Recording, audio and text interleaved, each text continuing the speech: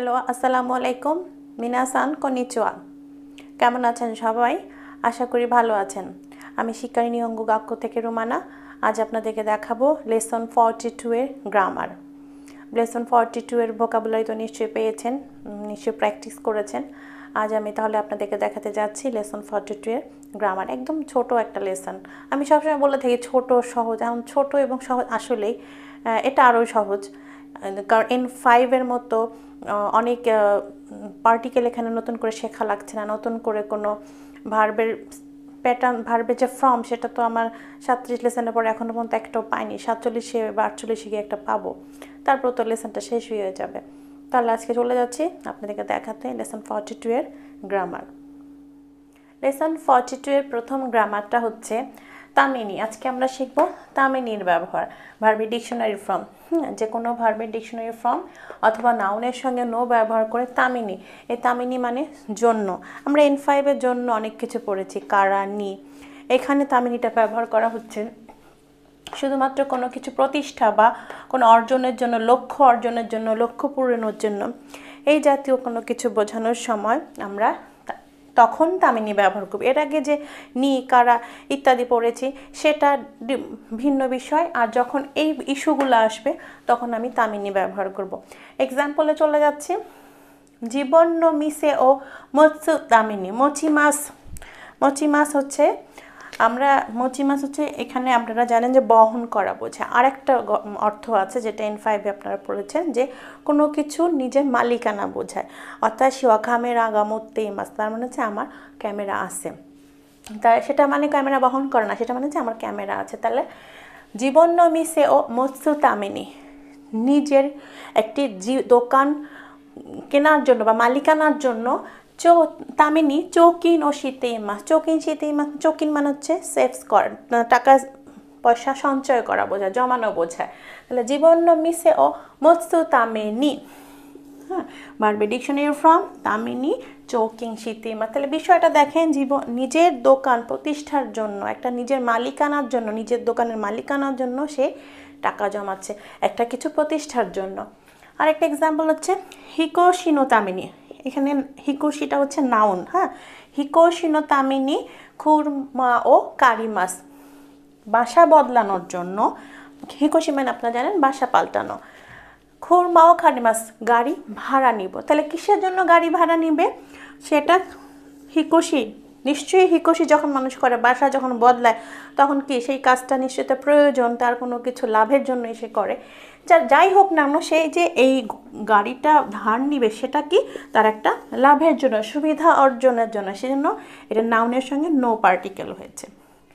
এরপর আরেকটা এক্সাম্পল খাজোকো। খাজোকো মানে ফ্যামিলি, এটাও নাউন। খাজোকো নো তামিনে উচি ও তাতে মাস, বাড়ি বানাবো, ফ্যামিলির জন্য বাড়ি বানাবো। তাহলে প্রত্যেকটা কথাই আপনি দেখেন কোনো কিছুর মালিকানার জন্য, কোনো কিছু ফ্যামিলির কোনো ভালো কিছুর জন্য, ফ্যামিলির জন্য সে বাড়ি বানাবে, নিজের বাসা বদলানোর জন্য গাড়ি ভাড়া করবে। এই সকল ক্ষেত্রে তামিনি জন্য হিসাবে ব্যবহার করা হয়। 42 এর 1 নাম্বার যে গ্রামারটা আপনাদেরকে দেখালাম, এটাতে দুটো নোট রয়েছে। প্রথম নোটটার কথা বলছি। প্রথম নোটে রয়েছে যেটা লেসন 36 আমরা শিখেছিলাম, ইওনির ব্যবহার। হ্যাঁ, পটেনশিয়াল ভার্বের ডিকশনারি ফর্ম, নন ভলিউশনাল ভার্বের ডিকশনারি ফর্ম, এবং এগুলো নেগেটিভ ফর্মের সঙ্গে ইওনি ব্যবহার করে তখনও এটার অর্থ জন্য শিখেছিলাম। হ্যাঁ, কিন্তু তখনকার বিষয়টা আর এখনকার বিষয়টা হচ্ছে আলাদা। এখানে যখন আমরা পটেনশিয়াল, নন ভলিউশনাল বলি, তখন এই কাজটা করতে পারার জন্য। পটেনশিয়াল মানে কি? কাজটা করতে পারা। পটেনশিয়াল ভার্ব মানে আপনাদের মনে আছে নিশ্চয়ই কোনো কাজে দক্ষতা, কোনো কর্মদক্ষতা বা সেই কাজে দক্ষতা অর্জন করা বোঝায়। হ্যাঁ, তা সেই কাজটা করতে পারার জন্য করেছে। আর এখানে আমরা আপনাকে একটু আগে বললাম যে কোনো কিছু লক্ষ্য অর্জনের জন্য, কোনো কিছু প্রতিষ্ঠার জন্য তামিনি ব্যবহার করা হয়।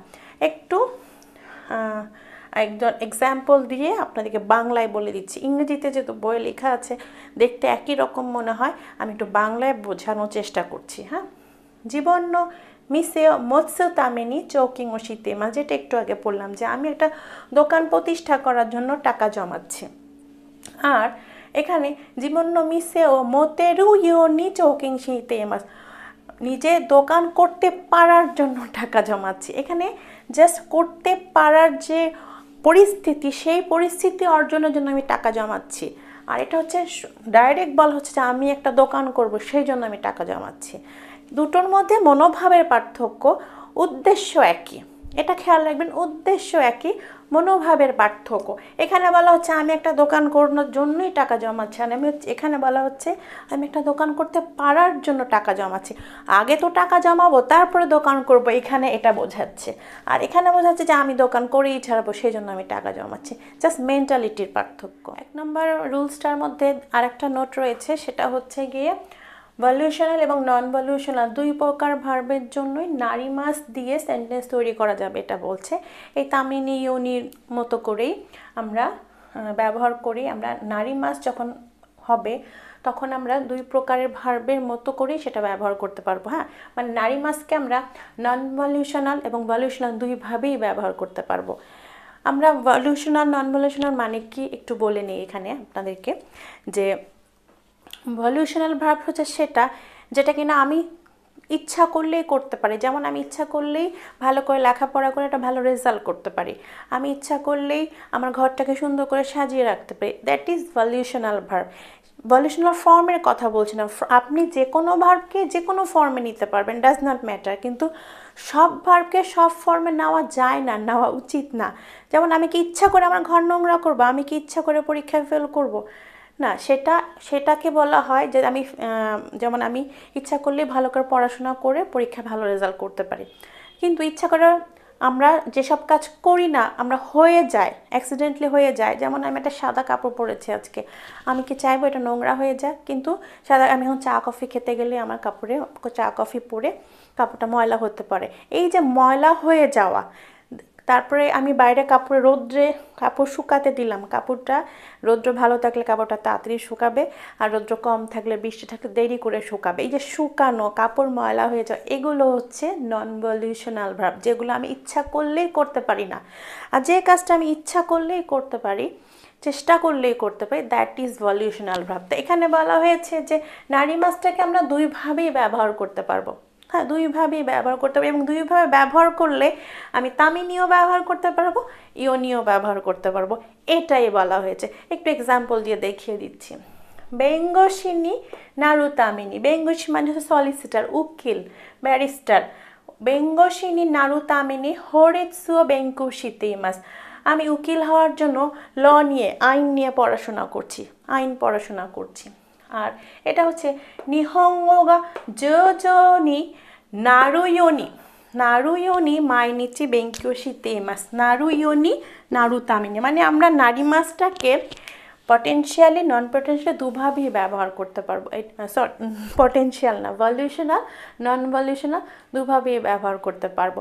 এবং যেহেতু দুইভাবেই ব্যবহার করতে পারবো, এই জন্য আমরা এখানে তামিনি ইউনি সবে ব্যবহার করতে পারবো। লেসন 42 এর 2 নাম্বার রুলসটা দেখাচ্ছি।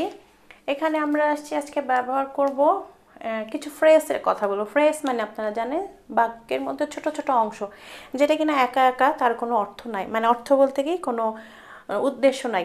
যেমন আমরা বলতে পারি এখানে জিকান গা খাকারি মাস, সময় লাগে। এমনি এমনি যদি বলি সময় লাগে, আগে পিছে কিছু না বলি, তাহলে কি এটার কোনো অর্থ আছে? সুকাই মাস, ব্যবহার করা। ই দেশ, ভালো। বেন্ডি দেশ, সুবিধাজনক। ইয়াকুনি তাচে মাস, কাজে লাগে।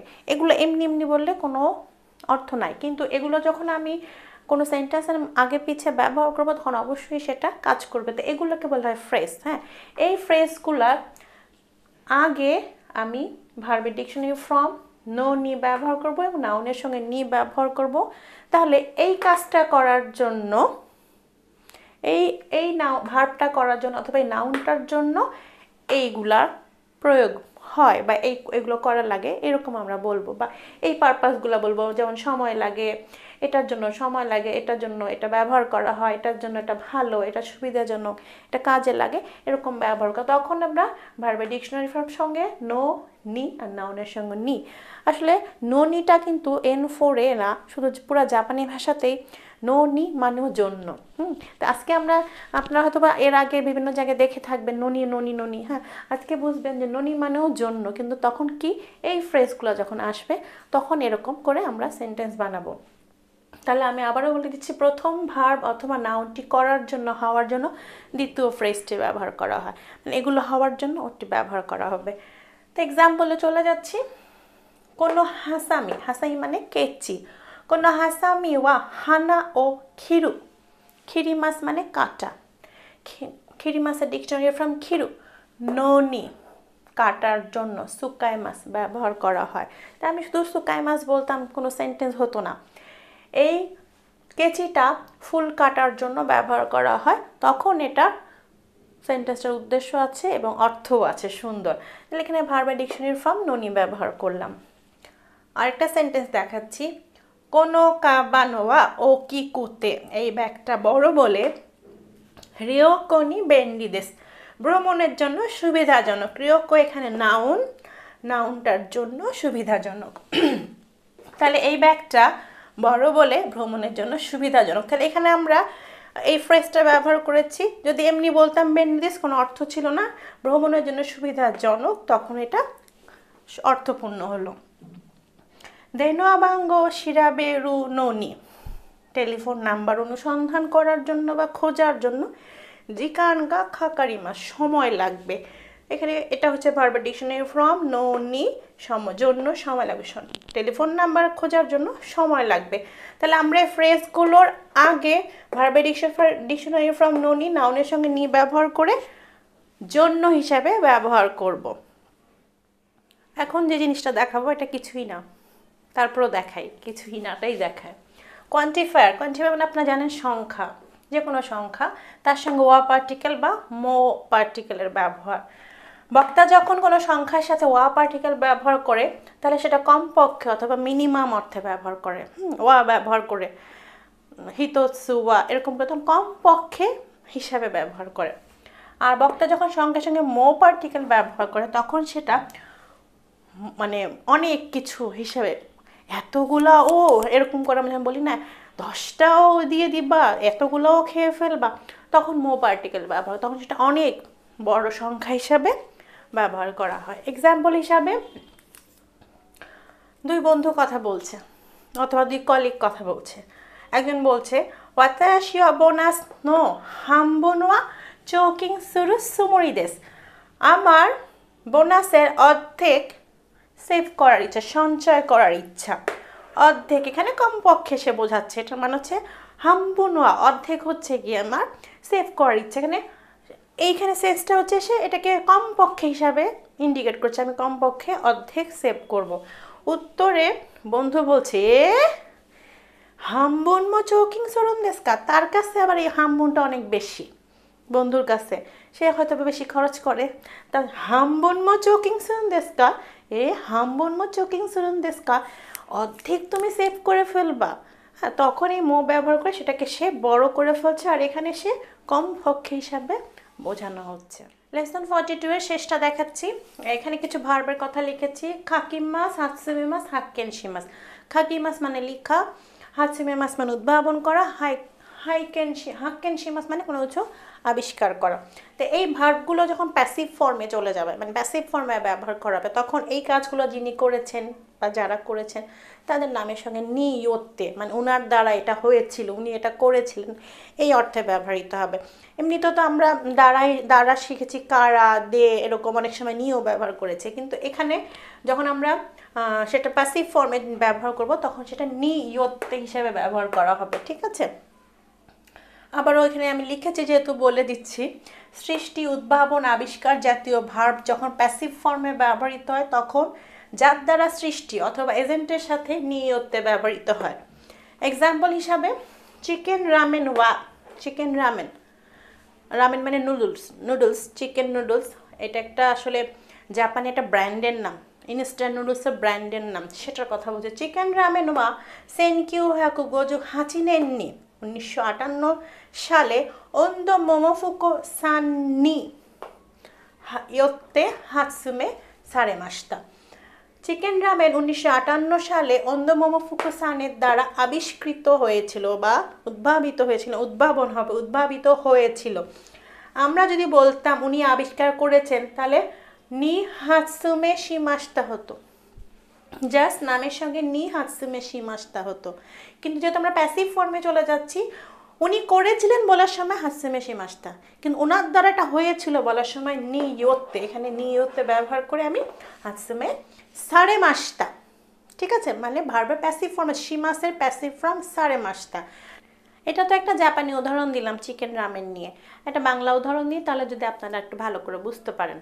যে আমাদের দেশে অনেক ফেমাস একজন রাইটার ছিলেন হুমায়ুন আহমেদ, আমি ওনার একটা গল্পের বই নিয়ে বলছি বা নাটক নিয়ে বলছি, যেমন অয়ময়। অয়ময় ওয়া হুমায়ুন আহমেদ সান নিয়তে খাকারে মাসটা।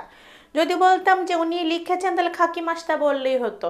যখন আমি প্যাসিভ ফর্মে চলে যাব যে খাকারে মাসটা ওনার দ্বারা লিখিত হয়েছিল, অয়মায় হুমায়ুন আহমেদ সানের দ্বারা লিখিত হয়েছিল, তখন আমি নিয়তে খাকারে মাসটা বলবো। যেমন এখানে নিয়তে হাসবে সাড়ে মাসটা বলেছে প্যাসিভ ফর্মে, সেজন্য এটা নিয়তে গেছে, নাহলে কিন্তু আমরা নি ব্যবহার করো নর্মাল শিমাস দিয়ে আমরা নর্মাল ফর্মে কথা বলতে পারতাম। এই ছিল লেসন 42 এর গ্রামার। আশা করি আপনারা বুঝতে পেরেছেন। সহজ ছিল লেসনটা, আসলে ছোট ছোট বিষয়। তা আমরা এইভাবেই পড়াশোনা করতে থাকি, বাসায় রেন্সুগুলো করেন, যার যেখানে সমস্যা আছে আমাকে জানাবেন। সবাই ভালো থাকবেন, আমার জন্য দোয়া করবেন।